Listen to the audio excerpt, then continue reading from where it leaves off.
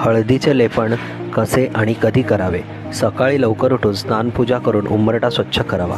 हळदीचे लेपन करण्यासाठी थोडी हळद, अष्टगंध चंदन पावडर, गुलाबजल किंवा गोमूत्र एकत्र करून घ्या.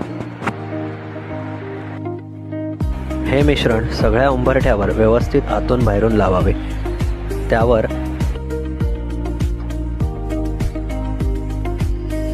तसेच रांगोळीसुद्धा काढून घ्यावी.